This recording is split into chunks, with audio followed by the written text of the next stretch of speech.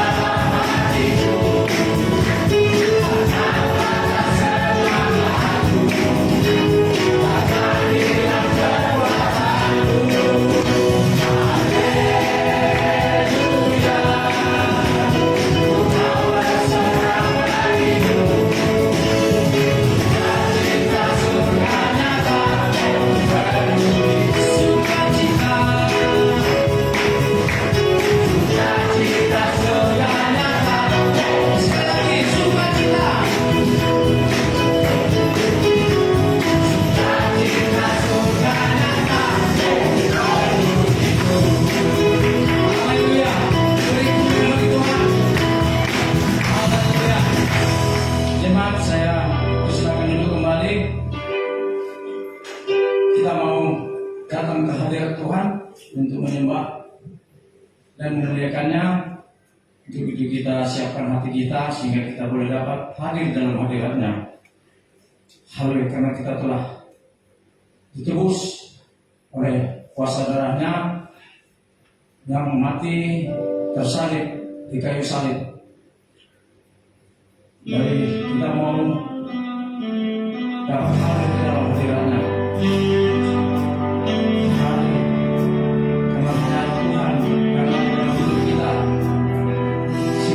Pada saat ini kita boleh beroleh nafas hidup untuk mengenal Tuhan, oleh kenalan menyucikan hidup kita. Haleluya.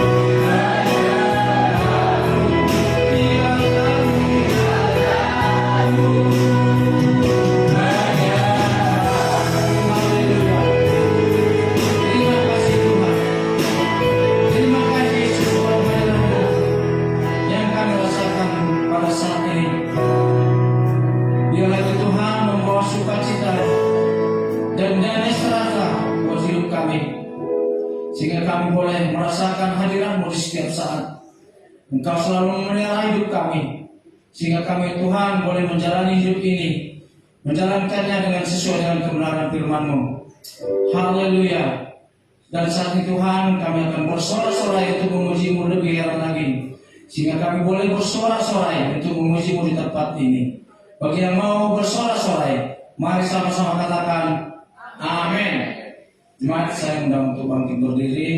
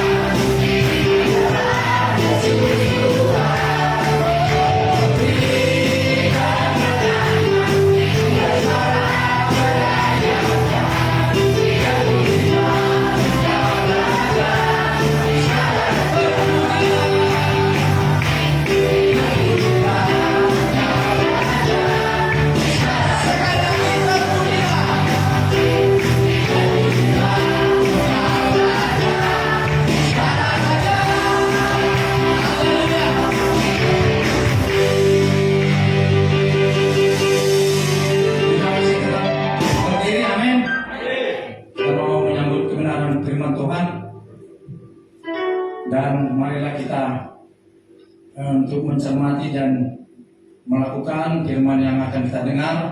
Biarlah firman itu mengalir ke dalam roh kita, sehingga kita boleh hidup bersama dengan Tuhan.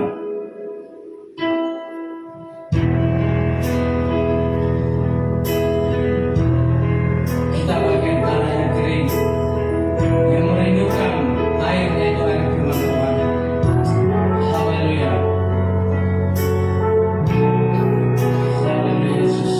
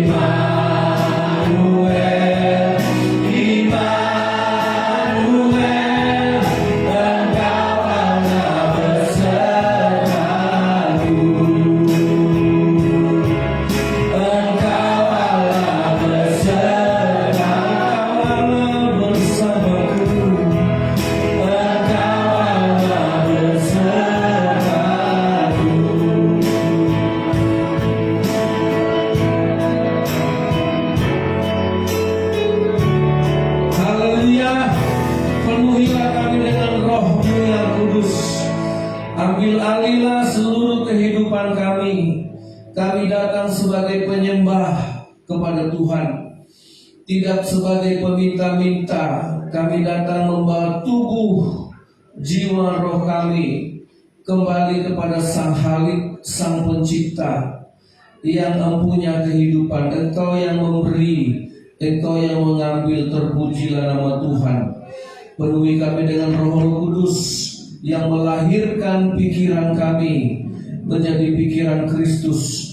Penuhilah, urapi kami dengan Roh Kudus sehingga hati kami dijadikan baru.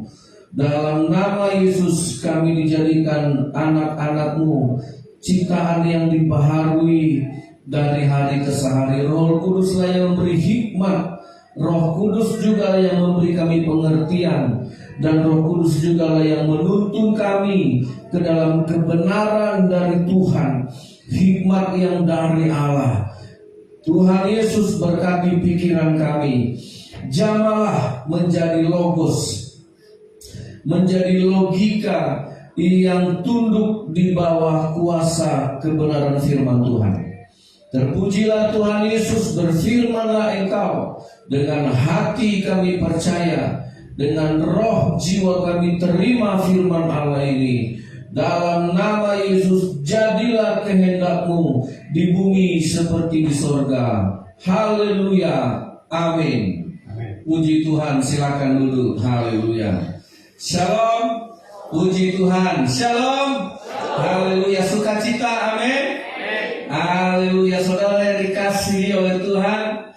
Nah, saya kemarin waktu kita pergi ke acara pembinaan iman, saya ingin membagikan tentang pernyataan yang disampaikan Pak Stephen Tong itu. Ya, semua agama menurut orang dalam hari-hari terakhir ini sama. Tapi saya setuju tidak sama. Saudara yang dikasihi oleh Tuhan, mungkin semua agama disebut sama karena mengajarkan yang baik, mengajarkan yang baik kepada setiap umatnya. Mungkin pandangannya sama dari hal itu. Tetapi saudara, pertobatan orang Kristen bukan dari jahat menjadi baik, ya.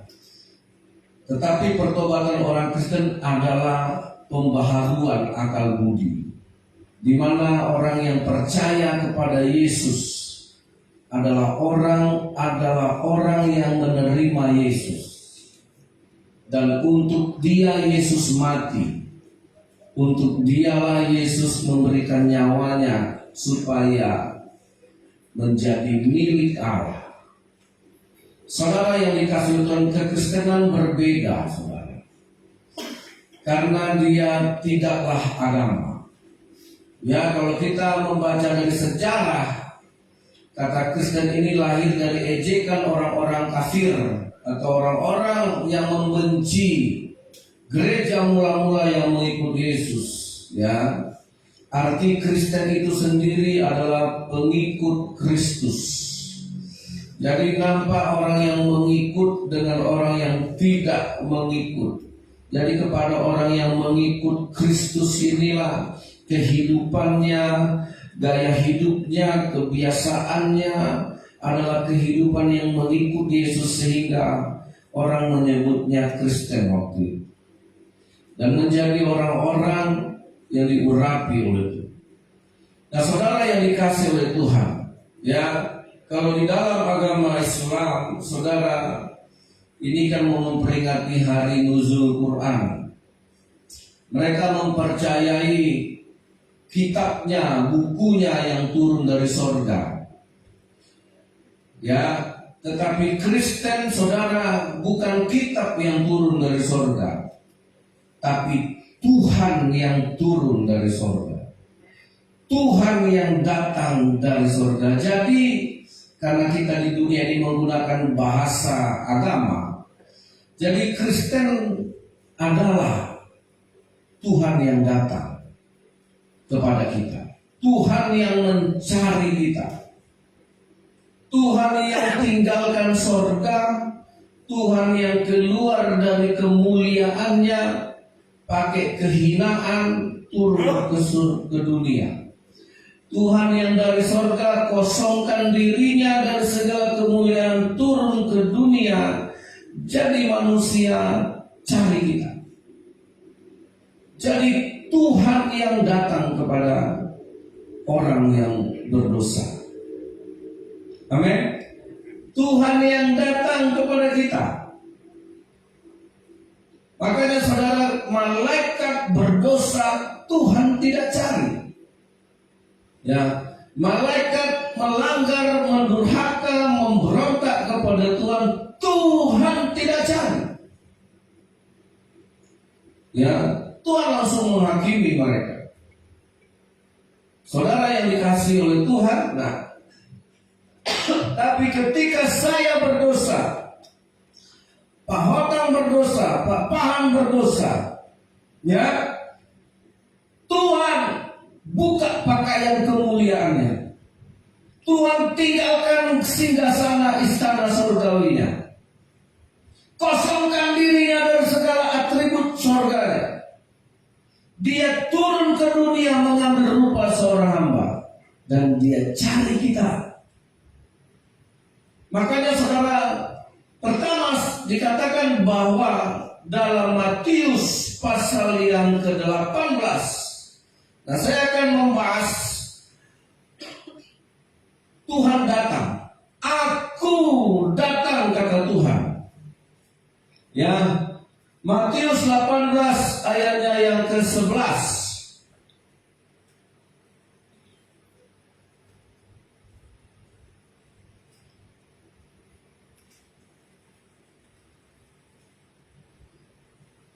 Sama-sama kita baca. 1, 2, 3. Karena anak manusia datang. Amin. Karena anak manusia, karena Yesus datang untuk menyelamatkan. Ini kekristenan itu menyelamatkan. Maka dikatakan Tuhan, apa kata Tuhan? Buluh yang sudah terkulai tidak dipatahkannya. Ibu-ibu sering gak lihat bunganya udah terkulai? Hidup gak bisa, dilihat gak enak, akhirnya dipatahkan. Percuma, bakal mati juga. Iya kan? Sumbu yang sudah pudar. Nah, sekarang kita udah jarang pakai sumbu, kompor sumbu. Saya ingat dulu ya, sumbu yang sudah pudar nyalanya. Kalau mama kita dulu ya, seangkatan mamaku lah gitu ya. Kalau ibu-ibu zaman now udah gak pakai sumbu lagi kompornya, udah pakai cetek. Ya, jadi nggak pudar-pudar. Nah, dompetnya yang pudar. Dulu kalau sudah pudar nyalanya, udah bikin pantat kuali hitam, apinya udah merah kayak api neraka. Ganti dengan sumbu yang baru. Tuhan berkata, sumbu yang pudar nyalanya tidak dipadamkannya. Itulah konsep keselamatan. Ibarat bunga yang sudah terkulai-kulai, gak mungkin hidup lagi, ya, menjelang detik-detik layu, kering dan mati. Itulah kita. Itulah semua orang yang berdosa. Gak ada harapan. Pelan-pelan pasti mati. Itu pun tidak dipatahkan oleh Tuhan. Ditopangnya lagi, ya, supaya hidup. Mungkin bapak-bapak kayak Pak Sianturi pernah jumpa lagi membibitkan tanaman, wah, terpijak, udah terkulai mau patah, udah nggak ada harapan, dicoba-coba juga lah, ditopang, disangga-sangga dengan kayu, ujung-ujungnya kering juga, layu juga dan mati juga. Kita nggak mampu. Itulah yang jadi kalau orang Kristen berdosa di mata Tuhan kita bukan murtad. Semerah apapun dosamu, sejahat apapun kita, mungkin kita pemberontak, mungkin kita melawan Tuhan, mungkin kita mencaci maki Tuhan. Ya, mungkin hidup kita dari dulu memang sudah banyak dosa dan meninggalkan Tuhan. Sekalipun dosamu merah seperti kermisi dan akan menjadi putih seperti salju, kata Tuhan. Karena di mata Tuhan, semerah apapun dosamu, sebesar gunung apapun dosamu, di mata Tuhan kita adalah orang yang terhilang. Amin. Amin. Jadi yang dicari Tuhan adalah orang yang berdosa. Itulah kekristenan. Jadi tidak usah kita munafik, merasa tidak berdosa. Jangan kita jadi orang Kristen munafik, merasa tidak bersalah seperti Yudas. Yudas murid Yesus yang tidak pernah merasa bersalah, yang akhirnya dia menjadi pengkhianat yang menyerahkan Yesus. Dia tetap dengar khotbah Yesus, dia tetap melihat mujizat yang dibuat Yesus, dia tetap makan bersama Yesus, dia tetap berjalan bersama Yesus, tetapi hatinya penuh dengan iblis. Ini, saudara, yang bahaya. Padahal dia tidak jauh dari Yesus. Kenapa pemungut cukai si Zakeus yang begitu tamak rakus, penuh dengan cinta akan uang, tidak punya peri kemanusiaan, tidak punya belas kasihan, dia hajar orang, dia peras orang dengan pajak, bisa bertobat? Karena Tuhan mencari orang yang hilang. Amin. Saudara, kenapa wanita pelacur, semua orang menghakimi dia sebagai wanita pendosa, itu pun bisa bertobat di kaki Tuhan? Karena Tuhan mencari orang yang seperti itu. Nah, siapa yang gak bisa dicari Tuhan? Pengkhianat-pengkhianat yang hidupnya penuh kepalsuan, yang penuh kemunafikan dan kepura-puraan. Dialah Yudas yang bermuka dua. Nah, hati-hati perjalanan kekristenan kita. Bisa, makanya yang bahaya itu yang melayani ini. Saudara, saya kadang-kadang kalau saya ke gereja-gereja besar gitu kan, seolah-olah yang ibadah itu ya cuma aser, pemain musik, habis musik turun pergi ke ruangannya. Saya pernah lihat mereka ngobrol di sini. Ya, nanti udah habis khotbah, keluar lagi dari ruangannya, masuk. Saudara, nah saya kalau melihat ini fenomena, ini fakta, saudara. Iblis tidak keberatan Yudas jadi murid Yesus, lah. Please, yes. Apa kawan? Aku mau jadi murid Yesus? Ya silakan. Nggak dihalangi iblis. Saudara, nah saya kalau kadang-kadang saya melihat hamba Tuhan dengan segala cara gaya khotbah, kadang-kadang saya, aduh Tuhan, nak saya lihat, kenapa? Ini firman Tuhan. Gak ada orang yang pantas sebenarnya menyampaikan firman Allah. Kita kadang-kadang kehilangan, saya orang berdosa yang perlu ditemukan sekalipun saya pendeta. Saya orang berdosa. Saya orang yang harus ditemukan juga. Amin. Saudara, karena Yesus mencari orang yang berdosa, dia harus temukan itu. Nah, siapa orang yang pertama kali diketemukan Tuhan? Orang yang banyak dosa. Jadi tidak benar mencari Tuhan itu tidak ada dalam konsep Tuhan. Yang Tuhan cari dulu yang paling banyak dosanya. Nah, yang susah dicari yang tak pernah merasa berdosa. Ya, saudara, kalau saya ibadah di gereja-gereja di Jakarta itu, dan jadi pendeta yang khotbah belum datang, karena di sana kan musim undang pendeta, undang pembicara. Nah, akhirnya sekarang disebut pembicara, nggak pengkhotbah. Ya wajarlah kalau dia pembicara terlambat.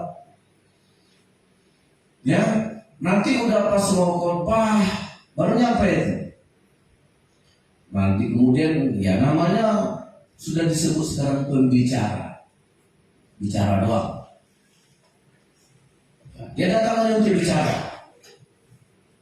Saudara, fenomena ini bergeser dari gereja. Nah, saudara tahu kekristenan beda dengan agama lain. Karena Kristen Tuhan yang datang. Tuhan yang datang. Amin. Nah, kita lihat kesaksian Yohanes Pembaptis. Matius pasalnya dari Markus saja. Markus pasal 1, saudara. Ayat 7. Ini kata Yohanes Pembaptis. Inilah yang diberitakannya, yang diberitakan si Yohanes Pembaptis. Sesudah aku akan datang, ia yang lebih berkuasa daripadaku. Membungkuk dan membuka tali kasutnya pun aku tidak layak. Itu kata siapa? Yohanes Pembaptis. Ayat 8 sama-sama, 2, 3. Aku membaptis kamu dengan air, tetapi ia membaptis kamu dengan Roh Kudus. Kalau Tuhan Yesus datang, kata Yohanes Pembaptis. Yohanes Pembaptis ini kan ibunya Elisabet, bapaknya Zakaria. Ya, dan dia ditugaskan untuk merintis, membuka jalan bagi kedatangan Yesus Kristus yang disebut Immanuel. Dan inilah kesaksian pribadi Yohanes Pembaptis tentang siapa Yesus itu. Kalau Yohanes Pembaptis datang, kalau Yohanes Pembaptis melayani, dia hanya membaptis dengan air. Tetapi Yesus Kristus yang lebih berkuasa, ya, dia akan datang dan membaptis kamu dengan Roh Kudus. Beda jauh. Nah, sekarang pertanyaannya, yang diberikan oleh Yesus, ngapain Yesus datang dari sorga menjadikan kita umatnya kalau dia tidak memberikan Roh Kudus? Itulah pemberian yang dibawanya dari sorga. Amin. Jadi kenapa saudara jadi orang Kristen? Karena dicari Tuhan. Tuhan yang datang menemui kita. Tuhan yang datang menemukan kita untuk memberikan rohnya. Jadi kalau orang Kristen ngaku Kristen tapi tidak mendapatkan rohnya, apalagi ya? Silakan saudara lihat, apakah kekristenanmu sudah dipenuhi Roh Kudus? Karena Yesus datang memberikan Roh Kudus. Itu keinginan terbesar Tuhan. Makanya Kristen beda dengan agama lain. Dosa satu balas dengan amal satu. Kesalahan satu balas dengan kebaikan satu. Yang kesalahan tidak terhapus dan yang kebaikan tidak bisa menghapus kesalahan. Terus judulnya apa? Sia-sia. Makanya Yohanes Pembaptis tahu batasannya. Yohanes Pembaptis itu sama dengan nabi-nabi lain, sama dengan Muhammad, sama dengan nabi-nabi agama lain. Dia hanya mampu membaptis dengan air, kotor besok mandi lagi, kotor besok mandi lagi. Karena itu yang bisa dilakukan. Amin. Tapi Yesus tidak sama. Pelayanan Yesus dengan pelayanan Yohanes Pembaptis tidak sama. Untuk apa Yohanes Pembaptis rela melepaskan kepalanya kalau Yesus turun ke dunia tidak memberikan rohnya? Untuk apa coba? Sama aja. Kalau Yesus tidak memberikan Roh Kudus, hanya menyembuhkan batu sembuh, lumpuh berjalan, buta melihat, kau miskin, oke, buat kaya. Apa bedanya coba dengan Ika Dayak? Apa bedanya? Jadi kalau kekristenan sasaran imanmu hanya cari sembuh, cari kekayaan. Saudara pernah gak ke Gunung Kawi di Jawa Timur? Itu pusat orang mencari peruntungan, cari jodoh, supaya toko laris, supaya naik jabatan, komplit di situ. Saya penginjilan ke sana. Tumbalnya ya anak-anak. Ini maaf ya, yang Tionghoa yang gila-gilaan. Gak ada orang-orang kiri situ, saudara. Berduit semua. Dan guru saya namanya Silas Buntoro punya satu yayasan menampung anak-anak khusus yang kena tumbal. Makanya ada di YouTube itu kan, naik apa? Utangmu yang 2 juta itu gak usah kau bayar, naik. Kenapa naik? Kata dukunku itu jadi tumbal. Nah, kan gitu ya. Nah, orang jadi tumbal takut ya. Itu anak-anak orang kaya, saudara. Sampai itu guru saya yang mengajar kepemimpinan rohani, Pak Silas Buntoro, dia buka yayasan hanya untuk menampung anak-anak cacat, anak-anak bengkok tangannya, nggak ada yang beres. Tapi bapaknya, entongnya, kaya.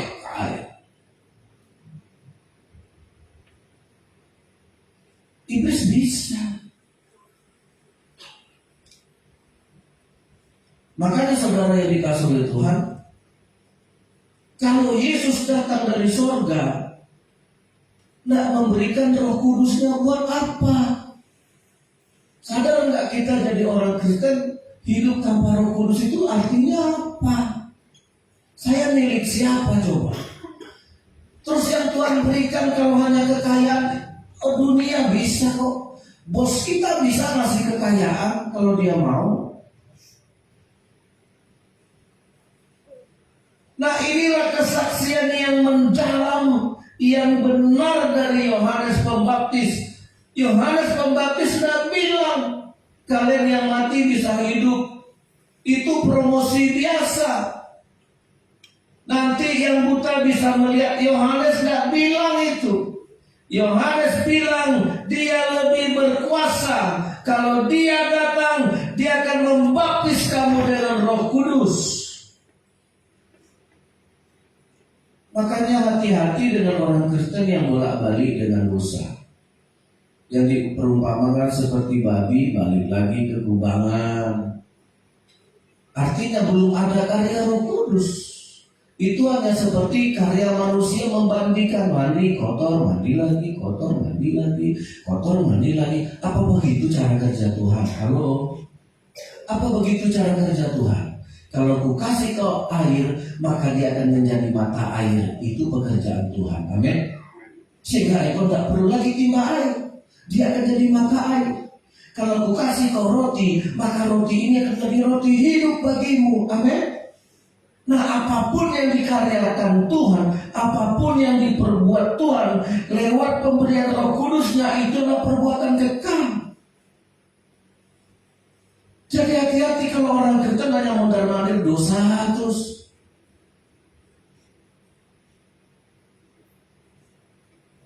bolak-balik itu terus kesalahannya itu diulang-ulang lagi.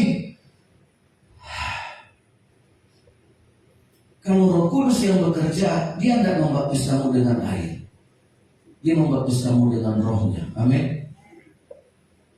Sehingga kau berubah, dibaharui akal budimu. Makanya dikatakan dilahirkan kembali. Karena kalau Tuhan melayani kita, dia melayani dengan Rohnya. Makanya selalu perusahaan-perusahaan mengajarkan, pimpinan mengajarkan, udah anggap toko ini tokomu, anggap kantor ini kantormu. Maksudnya apa? Supaya kita sungguh-sungguh bekerja, sungguh-sungguh merasa memiliki. Itu manajemen dunia, saudara. Nah, kenapa kita diberikan Roh Kudus? Supaya kita merasa memiliki Tuhan. Kita sadar kita memiliki Allah. Amin. Dia tahu, dia sadar, dia yakin di dalamnya ada Allah. Itu tujuan Allah. Makanya orang Kristen beragama Kristen, tetapi dia nggak tahu Tuhan ada di dalamnya atau tidak. Apakah kita jadi orang Kristen yang seperti itu? Halo, tolong jawab di hatimu.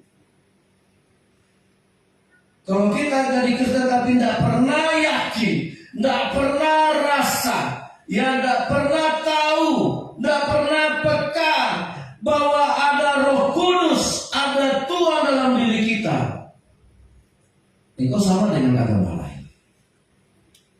Karena Kristen Tuhannya yang datang. Amin. Dan ketika Tuhan datang, dia berikan Rohku. Untuk memberikan Roh Kudus ini tidak mudah. Tidak mudah. Tuhan harus melayani. Bahkan sampai melayani dengan ketaatan di kayu salib. Tidak mudah. Kita sajalah mencintai dengan segenap hati mudah. Saya kemarin ingat sebuah kata. Apa itu mengasihi? Kita bilang I love you, aku sayang kamu. What? Apa artinya? Hamba Tuhan ini bilang begini, apa kasih itu? Ketika engkau mengorbankan dirimu untuk menyempurnakan orang lain. Ketika engkau menyangkal dirimu sendiri untuk memperlengkapi orang lain. Itu kasih. Amin. Jadi kalau bilang I love you, suatu saat disakitinya kita, ya, karena ketika kita mengasihi, kita tidak mengasihi diri sendiri.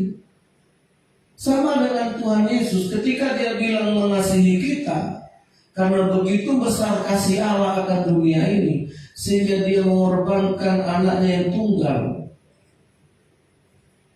Ketika Yesus mengasihi kita, dia tidak mengasihi dirinya. Sekalipun orang yang dikasihinya itu menghujat dia, yes, itu kasih. Enak kalau rumah tangga udah kayak gini. Amin. Sehingga yang jelek jadi baik, yang pahit jadi manis. Amin. Ya. Nah, kalau kita udah lulus di situ udah enak. Saudara, nah Yesus datang memberikan Rohnya.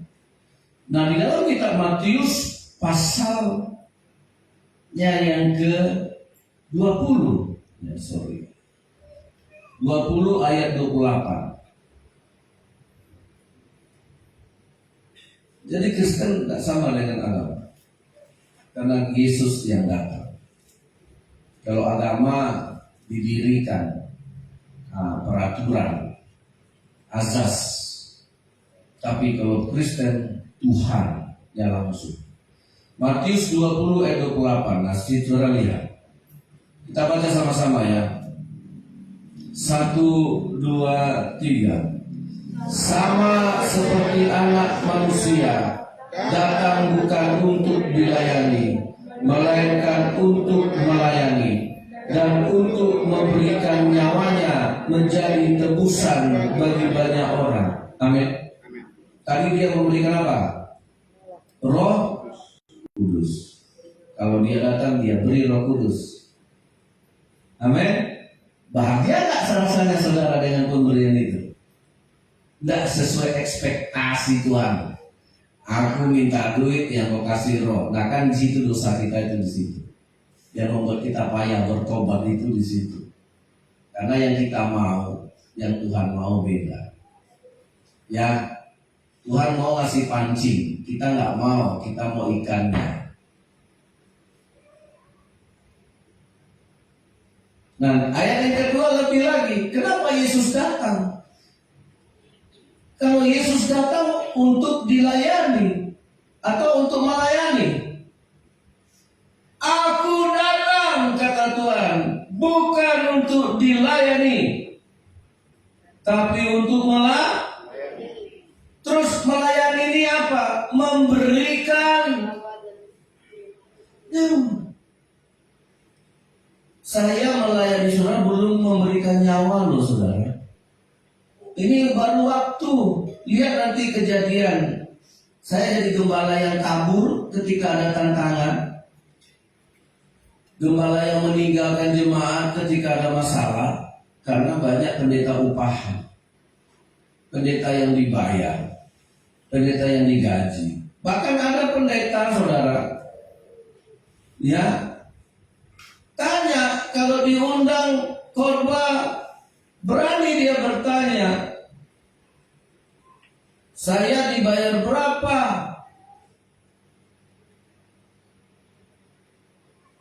Saudara, saya pernah 2002 apa 2001. Saya sudah diundang khotbah, sudah dijanjikan sebulan sebelumnya sama ketua pemuda GBI Muara Salak. Karena saya sudah pernah khotbah di situ sekali. Kemudian dijadwal lagi, ditentukan tanggal, Bapak ulun nanti ke sana tanggal sekian, bulan sekian. Bil, ya, udah disusun semua. Namanya gereja besar, ya kan, di Kelapa Gading. Pada hari yang minggu mau pelayanan ya saya udah beli tiket. Saya udah duduk di ruang tunggu pesawat itu. Ya kan, dan di ruang tunggu pesawat. Terus dibatalkan. Pak Sarah, maaf, Bapak tidak jadi besok melayani di remaja dan di pemuda. Karena di remaja jam 10 ke jam 9 dan di pemuda jam 7 malam minggunya. Saya nggak jawab. Kok kenapa kalian batalin? Saya udah beli tiket. Tiket yang saya beli itu VPP. Saya waktu itu beli tiket Batavia Air. Masih ada waktu itu Batavia. Ya sudah, berarti saya tidak melayani. Udah saya pergi di Jakarta ya, ongkosnya saya beli tiket. Nggak mungkin aku pulang. Ya, saya pergi. Kita saya melayani juga. Ya di gereja di Pondok Lampung, kerja-kerja kecil. Saudara, mau marah bisa, mau protes bisa, tapi ingat, baru memberikan itu aja kadang-kadang kita Yesus melayani ngasih nyawa. Apalagi kalau kita melayani nggak dikasih duit, nggak disalam, nggak bilang it's okay. Kita melayani, batasannya Yesus sampai memberikannya. Kalau Yesus belum memberikan nyawa, belum melayani namanya. Amin. Bangga nggak? Bersyukur nggak? Karena Yesus melayani sampai nyawanya terpisah dari tubuhnya. Itu pelayanan. Kita belum apa-apa. Jadi WL, jadi pengkhotbah, jadi pemain musik, jadi laptop, jadi ajar, belum apa-apa. Amin. Bahkan kalau di gereja-gereja besar, di kota-kota besar, sengaja orang-orang kaya itu diikat melayani supaya tetap jadi jemaat. Itu trik pendeta. Ini jujur saya bilang, ini saya direkam. Supaya tidak pergi, jadikan ini, Bapak mau melayani ini, Bapak mau melayani ini. Banyak tujuan orang yang salah membayar. Saudara, saya dulu punya kesaksian teman saya. Yang ini gara-gara hamba Tuhan, suka lihat jemaat yang kaya. Ada seorang jemaat baru datang ke gereja, datang sekali dilihat, mobilnya apa? Saudara, banyak adik saya itu melayani di Nangka, di GBI. Makanya dia tidak mau lagi melayani. Kalau yang masuk Mercy, yang masuk mobil Land Cruiser, yang masuk mobil-mobil mewah, si gembala yang di depan gereja langsung bilang, Bu Saida, sampai itu. Datangi, tanya alamatnya, minta nomor HP-nya. Saudara, itu mobil-mobil mewah kalau masuk ke gereja, belum buka pintu, itu si ibu asal di depan pintu. Shalom. Selamat datang. Yang pakai Beat, yang pakai Mio, yang pakai Supra, udah cari sendirilah. Nah, suatu hari adik saya disuruh, Memaika, Bu, itu lihat ada mobil, masuk mobil bagus, sampai. Adik saya lama. Kenapa orang kaya mesti kita samperin? Kenapa orang yang jalan kaki dari jalan nangka itu masuk gak pernah sampai? Ada saya ngomong. Konsekuensinya apa? Melanggar perintah gembala. Tidak bisa lagi melayani Yesus. Dia tidak melayani lagi gara-gara itu. Banyak tujuan orang melayani. Dan gereja sesat dengan cara-cara itu. Tapi Yesus melayani sampai nyawanya lepas dari badannya. Itulah yang mau diberikannya sebagai bukti pelayanannya. Amin. Amin. Kita pelayan-pelayan di gereja ini sudah pernah ngasih apa? Mungkin orang baru begini aja sama kita. Jelek mukanya sama kita pun udah nggak enak perasaan aku lah. Kita baru menegur orang, nanti lihat muka orang masal sama kita. Saudara, kita udah takut. Mari kita melayani seperti Yesus. Karena Yesus datang bukan untuk dilayani, tetapi dia datang untuk melayani dan memberikan nyawanya dalam pelayanan itu. Amin. Gak main-main. Makanya bangga kita sama Tuhan. Kalau ada Tuhan di sini hari ini, ada Tuhan di hati Bapak Slitonga, ada Yesus di hati Bapak Hotang, ada Yesus di hati Bapak Torus. Itulah Yesus yang kita terima, adalah Yesus yang memberikan nyawanya. Amin. Dan itu juga. Makanya Kristen tidak sama dengan agama lain.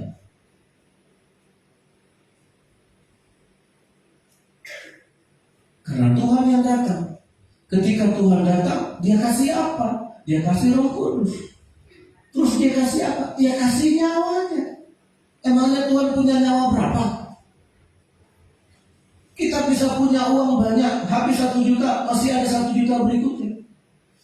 Kita kasih 1 baju, masih ada 1 lemari lagi di rumah. Betul kan? Amin. Kalau kita kasih nyawa, ada lagi enggak? Ya nggak ada. Makanya dibilang Tuhan, kalau engkau kehilangan nyawamu karena aku ganti. Hanya Tuhan yang bisa menggaransi, kalau engkau kehilangan nyawa karena Tuhan, aku akan mengembalikannya. Apalagi uang 1 juta, apalagi perpuluhan yang kita kasih, nyawa Tuhan sanggup kembalikan. Nggak ada yang terhilang di ladang-ladang pelayanan ini. Amin. Tidak ada yang sia-sia dalam pelayanan ini. Tidak ada. Kalau engkau melayani karena Yesus, tidak akan ada yang sia-sia. Nyawa kita kasih, nyawa satu Tuhan kembalikan. Amin. Apalagi waktu, maaf sibuk, maaf ini, Saudara, saya bukan mengharap kita kerja, enggak. Kapan kita bisa membuktikan? Kalau enggak begitu, enggak ada yang dikerjakan Tuhan. Kalau belum sampai dia memberikan nyawanya bagi Tuhan, itu bukan pelayanan. Pelayanan Tuhan harus tuntas di kayu salib sampai tetes darah penghabisan. Itulah maksud dari aku datang. Amin. Ya, ini saya ulas, saya dapat inspirasi dari Bapak Stephen yang kemarin kita lihat. Ini saya dapat hikmah di situ. Saya dapat wahai.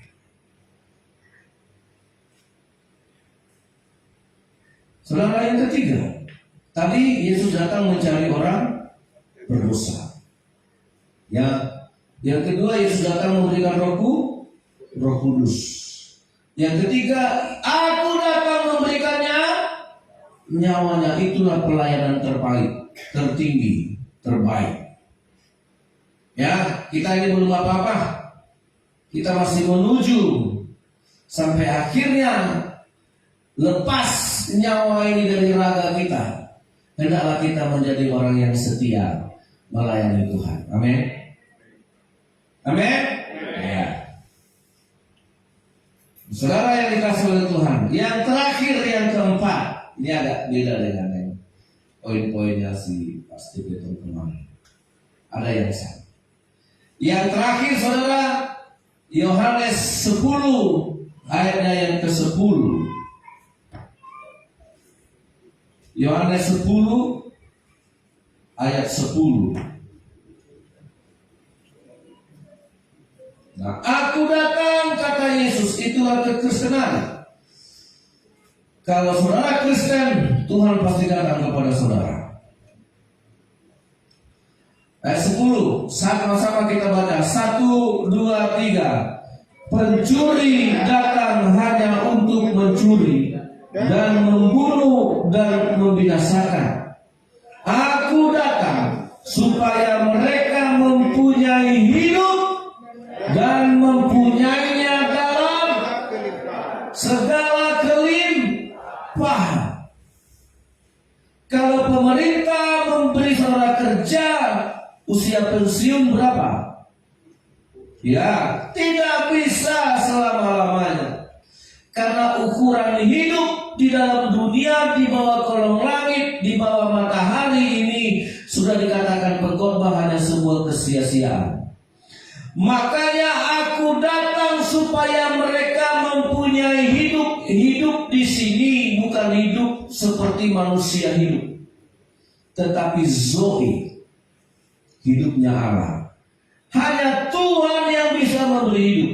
Contoh, saudara ketemu dengan kupu-kupu indah. Berapa lama umur kupu-kupu? Paling lama 7 hari. Menurut kita umur 7 hari bagi seekor kupu-kupu, menurut pandangan kita sebagai manusia, lama atau sebentar? Ya sebentar. Kalau ibarat bayi baru lahir, tali pusatnya baru putus, atau ada yang belum. Nah, kupu-kupu 7 hari itulah seluruh proses hidupnya maksimal. Bagi kupu-kupu itu umur terpanjang sama dia, menurut menurut ilmu kebinatangannya, menurut takdir kebinatangannya. Itulah yang membedakan manusia dengan kupu-kupu, dari umur beda. Nah, manusia dikasih umur 70 tahun. Nah, dilihatnya kupu-kupu umur 7 tahun. Bisakah saudara memberikan hidupmu supaya kupu-kupu yang 7 hari bisa jadi 70 tahun? Bisa gak? Nggak bisa. Nah, ini analoginya yang mau saya sampaikan kepada kita. Karena saudara tidak bisa mati untuk kupu-kupu itu. Saudara tidak bisa menebus kesia-siaan hidupnya. Pakai apa coba? Bingung kita. Makanya Yesus datang ke dunia. Dia tebus kita kita, Dia berikan hidupnya supaya hidupmu yang 70 tahun itu bisa memiliki hidup kekal seperti Tuhan hidup. Aku datang untuk memberikan kepadamu hidup yang kekal itu. Amin. Yang bisa itu cuma Yesus. Makanya banyak orang Batak kalau udah meratap anaknya meninggal, aduh Tuhan, kalau bisa jangan dia yang mati, aku aja yang mati. Mana bisa? Yang bisa itu cuma Tuhan. Harusnya kita yang mati, Tuhan yang mati. Itu yang bisa melakukan cuma Tuhan. Amin. Iya. Misalnya meninggal saya, terus istri saya bilang, Tuhan janganlah ambil selamatku Tuhan, gantian aku aja. Bisa nggak? Ya nggak bisa. Iya kan? Meninggal anak kita baru ganteng-gantengnya. Ya kayak kemarin si Bolon yang meninggal, istrinya lagi hamil tua. Saya mungkin bapaknya yang masih hidup itu, kenapa dia Tuhan, istrinya baru hamil, kenapa ada aku aja? Mungkin bapaknya meratap seperti itu. Bisa nggak? Nggak bisa. Yang bisa itu seharusnya saudara dan saya mati, Tuhan yang mati. Itu baru bisa. Amin. Itu hebatnya Tuhan itu di situ. Supaya kita yang tadinya 70 tahun bisa hidup kekal. Makanya orang Kristen kalau mati disebut rest. Amin. Istirahat. Makanya di jalan tol nanti kalau mau ke Pekanbaru, istirahatlah di rest area itu, senang-senanglah beli Coca-Cola. Amin. Namanya rest. Isi minyak mobil, isi perut, ya kan? Rokok sebatang. Nah orang Kristen banyak kan takut kalau rest. Kalau uangnya res, iya. Ini ada yang res nggak ini? Udah mau dapat gaji 13 kan? THR. Yang kemarin res udah naik lagi yang per. Iya. Jadi bagi Tuhan istirahat mati itu istirahat. Amin.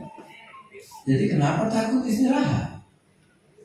Anak-anak kalian kalau di sekolah disuruh istirahat, takut atau senang? Langsung lompat. Nanti pas sekarang pada pikir kata Tuhan, istirahat kau ya. Nah, di mana itu jawabnya? Nyambung nggak? Nah artinya apa? Sudahkah Tuhan memberi hidupnya?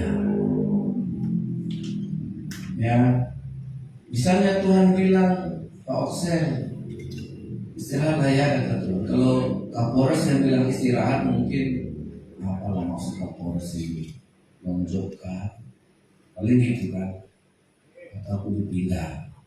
Tapi kalau Tuhan datang nanti malam istirahat, oh ya maaf kata Tuhan. Amin. Iya kan? Kalau Tuhan yang bilang amin kan? Kecuali tetangga sebelah yang bilang apa maksudnya? Ada gak senang kan? Karena orang Kristen kalau disuruh istirahat senang seharusnya. Amin.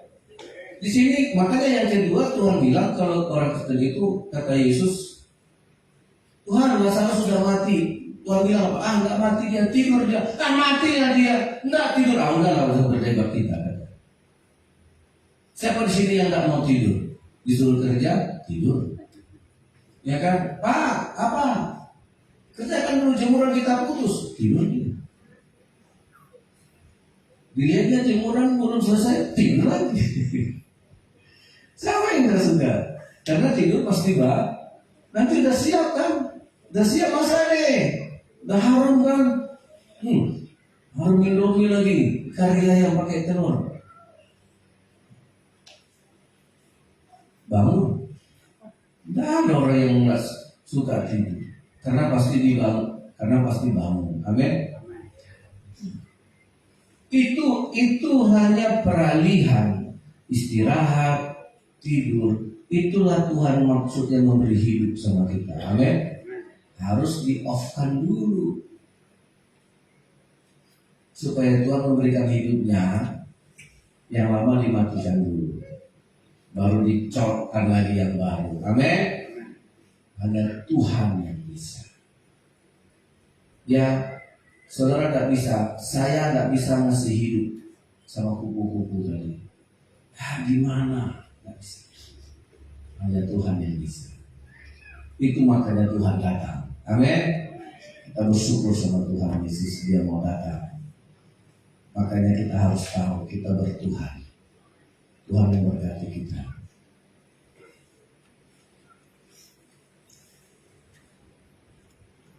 Puji deh, Tuhan Kau sempurna. Biarlah hidup kita ini seperti dikatakan Tuhan Yesus, Aku datang supaya mereka mempunyai hidup dan mempunyainya dalam segala kelimpahan. Hidupku menggenapi firman-Mu, tanda mujizat sertai setiap langkahku. Kau bersamaku di dalamku, jadi bukti kebesaran-Mu. Tuhan Kau sempurna, haleluya. Tuhan Kau sempurna dalam rencana-Mu, dalam karya-karya. Kuserahkan hidupku, murnikan dengan Roh-Mu. Hidupku menggenapi firman-Mu,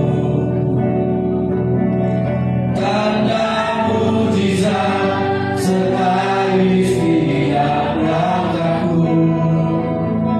Kau bersamaku, amin. Jadi bukti kebesaran-Mu. Hidupku menggenapi firman-Mu, tanda mujizat sertai setiap langkahku. Kau bersamaku di dalamku, jadi bukti kebesaran-Mu. Hidupku menggenapi. Biarlah Tuhan berikan nyawa, Engkau berikan Roh Kudus-Mu bagi kami. Itulah kekristenan. Kami memiliki Roh Kudus. Kami memiliki tebusan dari nyawa itu. Di dalamku, jadi bukti kebesaran-Mu. Jadi bukti kebesaran-Mu. Mari kita berdoa. Demi nama Bapa, Sang Halik, Sang Pencipta, Engkaulah Elohim Yahweh, Pencipta halik langit dan bumi. Tuhan Allah yang Maha Kuasa, yang mempunyai lautan, daratan, dan seluruh kehidupan.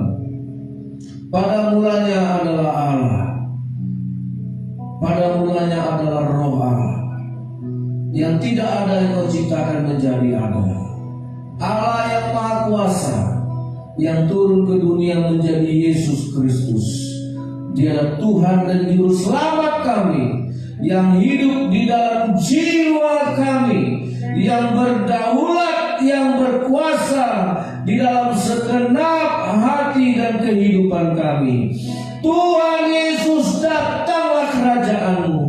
Kepadamu sudah diberikan kuasa di bumi dan di sorga. Engkaulah Tuhan yang menghidupkan kami dan memberi kehidupan itu dalam segala kelimpahan. Ya dan amin. Jadilah seperti yang Tuhan firmankan. Terima kasih buat hidup yang Engkau beri. Kami bersyukur kami menjadi Kristen karena Tuhan yang datang dan memberikan nyawanya untuk kami. Kami terima itu dalam hidup kami, supaya kami menjadi milik Tuhan. Dan kami yakin pasti, dan kami tahu dan percaya ada Tuhan dalam hidup kami, yang mengubah hidup kami, yang membaharui akal budi kami, yang melahirkan kami kembali untuk hidup yang kekal. Hanya Engkau yang bisa memberikan hidupmu, membatasi, melewati kesia-siaan kami, Tuhan. Terima kasih Yesus. Terima kasih Bapa. Berkati kami dengan firman Tuhan. Berbahagialah orang yang menaruh firman Tuhan, yang menyimpan di dalam sanubarinya. Berbahagialah orang yang haus akan kebenaran. Berbahagialah, diberkatilah orang yang miskin di hadapan Allah, karena dia yang punya kerajaan surga. Haleluya. Amin.